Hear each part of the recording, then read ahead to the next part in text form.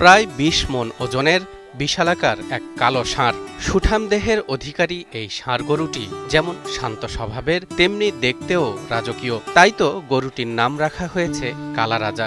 রাজাটার নাম রাখবে মানে কালো, তো রংটা কালা, এই জন্য কালা রাজা নাম রেখেছে। গায়ের রং কালো হলেও গরুটির স্বভাব চরিত্র অত্যন্ত শান্ত ও নিরীহ প্রকৃতির। এমনকি সে তার মনিবের কথা বুঝতেও পারে। হ্যাঁ, রাজা আমার কথা বুঝতে পারে।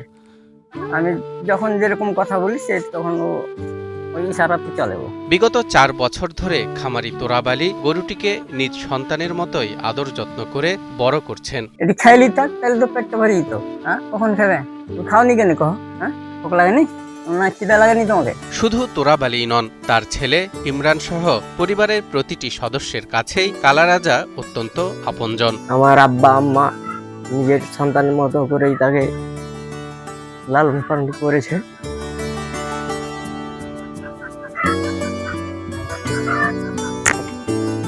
সংসারে শত অভাব অনটন থাকলেও কালা রাজার খাবার দাবারে ও যত্ন আত্মিতে কোনো অবহেলা করেন না তোরাব আলী। নিয়মিত গোসল ও পুষ্টিকর খাদ্য খাইয়ে কালা রাজাকে তিলে তিলে ২০ মণে পরিণত করেছেন তিনি। এগুলোটাকে আমি খড়, খোল, ধানের আটা, গমের আটা।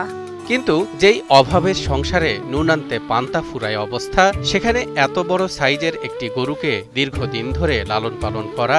শাহী গরম মশলা কিনলে এইচএফ ফুড সার্ভিসের পক্ষ থেকে গরু সহ পাচ্ছেন আকর্ষণীয় পুরস্কার। বেশ কষ্টকর। তাই তো আসন্ন কোরবানির ঈদে কালা রাজাকে অন্যের হাতে তুলে দিতে চান খামারিরা। আমরা মানে গরিব মানুষ, আমরা সারা জীবন ওকে রাখতে পারবো না, তাই কোরবানিতে ওকে বিক্রি করার জন্যই আমরা মূলত এই করেছি। রাখতে পারবো না। গরিব খামারি তোরাব আলীর আশা, কোরবানির হাটে গরুটি ৮ থেকে ১০ লাখ টাকা দামে বিক্রি হবে। আপনারা যদি কেউ শ্রেয়বান ব্যক্তি যদি ক্রয় করতে চান তাহলে আপনারা যোগাযোগ করতে পারেন। এদিকে ২০ মণ ওজনের এই গরুর খবর ছড়িয়ে পড়ায় প্রতিদিন দূর দূরান্ত থেকে লোকজন চাঁপাইনবাবগঞ্জের নাচল উপজেলার আজহইর গ্রামে তোরাব আলীর বাড়িতে আসছেন গরুটিকে এক নজর দেখতে। চাঁপাইনবাবগঞ্জে যে এত বড় রাজা আছে আমি এটা কখনো দেখিনি। এখানে দেখতে এসে যে এত বড় কালোর রাজা দেখলাম আমি, সেই ভালো লাগে যে আমাদের এলাকাতে দূর দূরান্ত থেকে অনেক মানুষ দেখতে আসে, যে অনেক বড় গরু। বিশালাকার এই গরুটি এবারের কোরবানির হাটে অন্যতম প্রধান আকর্ষণ হবে বলে ধারণা করছেন অনেকে। এ ধরনের গরু আমরা কখনো দেখিনি।